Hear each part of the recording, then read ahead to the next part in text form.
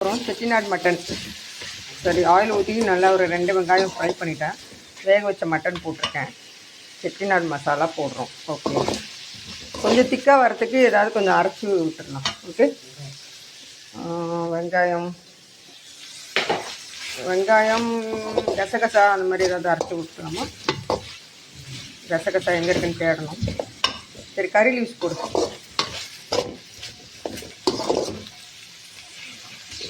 ஆமாம், இஞ்சி பூண்டு பேஸ்ட் வேறு போடி. இந்த இஞ்சி பூண்டு பேஸ்ட்டு அது கொஞ்சம் போடலாம். கப்பு நமக்கு எதுக்கு கிடச்சிது?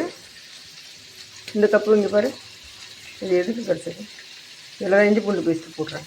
முதல்ல ஜெல்லி வாங்க கப்பு. இஞ்சி பூண்டு பேஸ்ட் போட்டாச்சு. நல்லா ஃப்ரை ஆகட்டும். கசகசா கிடச்சிருச்சு. அடுத்த தடவை தேடாமல் எடுக்கணும். அந்தளவுக்கு கிச்சனை ஆர்கனைஸ் பண்ணணும். இதில் கொஞ்சம் சுடு தண்ணி விட்டுட்டு இதோட கூட கொஞ்சம் முந்திரி பருப்பு போடணும் அரைக்கிறதுக்கு.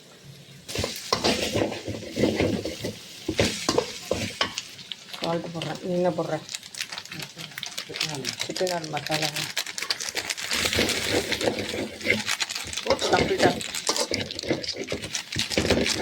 எவ்வளோ கிராம் எடுத்து போட்டிருக்கேன்? எவ்வளோ கிராம் போட்டிருக்கேன்? எவ்வளோ கிராம் போட்டிருக்கேன்? பாதி போட்டுருக்கேன். 50 இல்லை 300. சரி, வந்து 1/4 கிலோனால 300 கிராம்ஸ் வச்சு 300 கிராம்ஸ் மசாலா. சரி, இப்போ கரெக்டாக சொல்லு, எத்தனை கிராம்ஸ் மசாலா போட்டேன்? 15 கிராம்ஸ் இருக்குமா? 13 கிராம்ஸ். ரொம்ப முக்கியம். அதாவது 1/4 கிலோ மட்டனுக்கு 15 கிராம்ஸ் அரௌண்டு தான் மசாலாவே போட்டிருக்கு. ஓகேவா? நல்லா ஊறட்டும். முந்திரி பருப்பு இருந்தால் கொஞ்சம் இதிலே போட்டேன். இப்போ வதக்கிட்டியா வெங்காயத்தை? நோ, வதக்கி தான் போடணும். பச்சையில் போடக்கூடாதுமா. யாருமா உனக்கு இது மாதிரிலாம் சொல்லி கொடுத்தா? வெங்காயத்தை வதக்கிட்டு முந்திரி பருப்பு, கசகசா, பச்சை மிளகா இதெல்லாம் சேர்த்து அரைச்சிது. சரியா? ஆனால் எல்லாத்தையும் ஒரு ஃப்ரை பண்ணு. அப்படியே நம்ம ஃப்ரை அப்படியே எடுத்தோம்னா ஃப்ரை. நமக்கு வேண்டியது கிரேவி. இருடா, மட்டன் தண்ணியே இருக்கே. மட்டன் தண்ணிக்கு தான் நம்ம ஃபஸ்ட்டு ப்ரிஃபரன்ஸ் கொடுக்கணும். தக்காளி வேணாவா? யாரை கேட்டு நீ தண்ணி ஊற்றுன? தக்காளியே போடல. தக்காளி இல்லாமல் கிரேவியா? என்ன வேலை பண்ணிட்டேன் பார்த்தியா?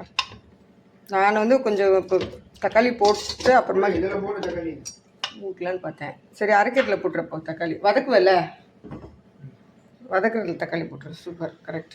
இது கொஞ்சோன்னு எடுத்து மட்டன் சூப்பர்ரா. கரெக்டு. தும்பல் வருது, சூப்பு குடிச்சிது.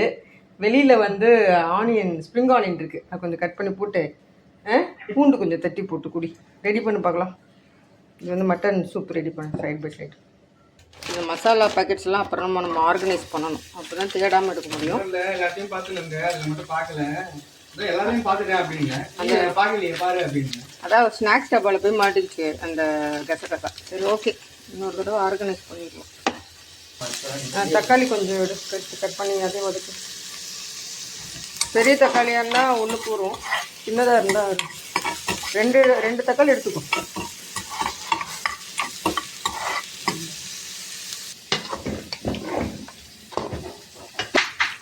சூப்பு கொஞ்சோன்னு நிறுத்திடுறேன், கொஞ்சம் திக்காக இருக்கிற பகுதியை பார்த்து.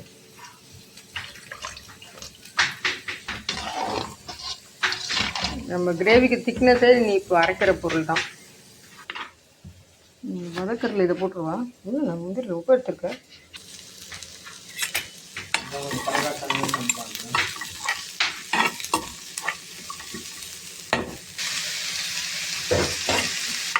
கொஞ்சம் லைட்டாக உப்பு போட்டால் கொஞ்சம் நல்லா ஃப்ரை ஆகும். கொஞ்சம் உப்பு போடு. நானே போட்டுறேன். மீன் போடுறேன். பிளாக் சால்ட்டா டக்குன்னு போட்டு. ஓகே, ஃப்ரை பண்ணதும் கொஞ்சம் ஆறுனதுக்கப்புறமா அரைக்கணும். இதோடு சேர்த்து ஃபஸ்ட்டு கசகசாவை போட்டு முந்திரி இருக்குல்ல அதை போட்டு நல்லா கொஞ்சம் மையம் அரைச்சிடும். ஆனால் கசகசாவை நல்லா ஊறி சிக்கன் வச்சுட்டு அப்புறமா இதை போட்டு அரைச்சிட்டு அந்த திக்காக இருக்கிறத நம்ம இதில் ஊற்றலாம். ஆனால் இப்போ நம்ம செட்டிநாடு மசாலா போட்டிருக்கோம். ஆனால் நம்ம ஸ்டைலில் பண்ணுறோம். அப்போ எப்படி செட்டிநாடு கசகசா எவ்வளோ நல்லா ஊறுனா நல்லா அரையும். அதை எடுத்துட்டு இந்த தக்காளி கொஞ்சம் பச்சை மிளகாய் போட்டுருக்கலாமே. தக்காளி வெங்காயம் போட்டு எல்லாத்தையும் அரை.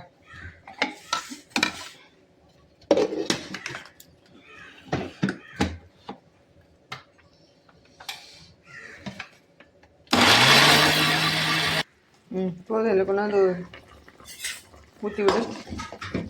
காரம் வந்து உனக்கு வேணும்னா பச்சை மிளகா தான் அடிஷ்னலாக போட்டுக்கணும். நம்ம மிளகாத்தூள் போடல. மஞ்சப்பொடி வந்து கறியிலே போட்டாச்சு. இன்னும் கூட போட்டுக்கலாம் அப்புறமா.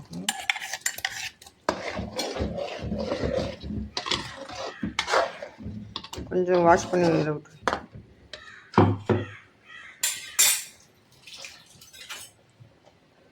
சாப்பிட்டு பார்த்துட்டு காரம் உப்பு எல்லாம் கரெக்டாக இருக்கா பார்க்கணும்.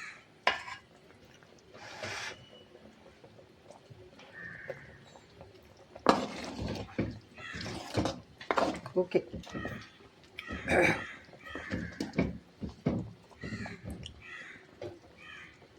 தேங்காய் போடலை. உங்கள் அப்பா தேங்காய் வேணான்ட்டார். இல்லை ஊற்றிக்கிச்சு. சிம்லேயே ஊற்றிக்கிட்டோம்.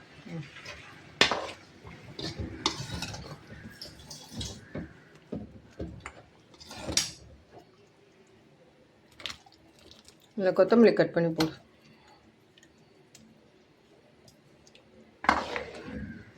ஜஸ்ட் ஒரு 5 minutes கொதிக்கணும். Finishing stage. கொத்தமல்லி போட்டுடலாமா? அவ்வளோதான்.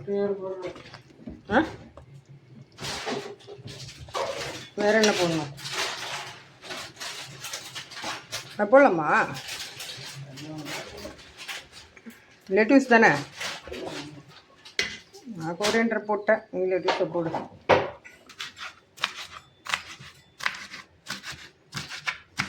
இது ஆக்சுவலாக கொஞ்சம் க்ரீனிஷாகவே இருக்கணும். ஒன்று ஆஃப் பண்ணிடலாம். கொதிக்கணுமா? ப்ரௌனை மாறிவிடுதில்ல.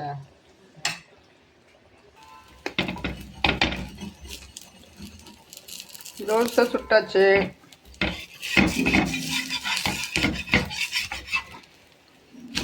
மட்டன் செட்டிநாடு ரெடி ஆயிடுச்சு. டேஸ்ட் பண்ணி பார்த்தியா? நல்லா இருக்கா?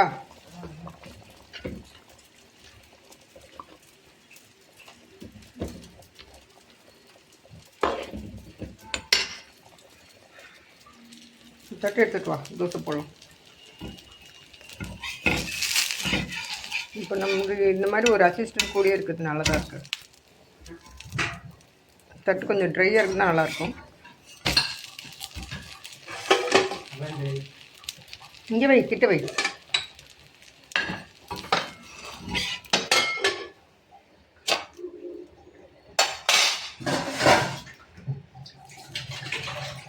தோசை சுடும் போது எல்லா இடத்துலையும் லூப்ரிகேட் பண்ணணும்.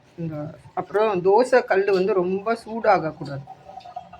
அது சூடாகிடுச்சு. அப்போ என்ன பண்ணுறது அப்படின்னா, டீ கொஞ்சம் ஆஃப் பண்ணிவிட்டு தண்ணி தெளிச்சுட்டு அப்புறமா இந்த மாதிரி லைட்டாக ஆயில் வந்து ஈவனாக இருக்கணும். ஓகேவா? அப்புறம் அப்போ தான் அது தோசை வந்து ஒட்டாமல் வரும்.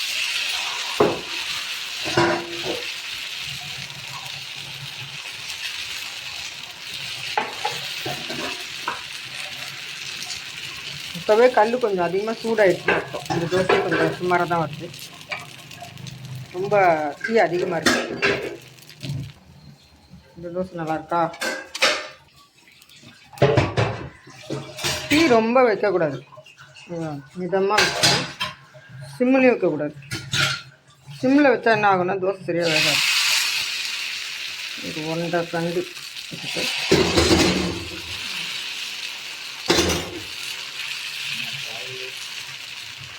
ரெடி ஆயிடுச்சு.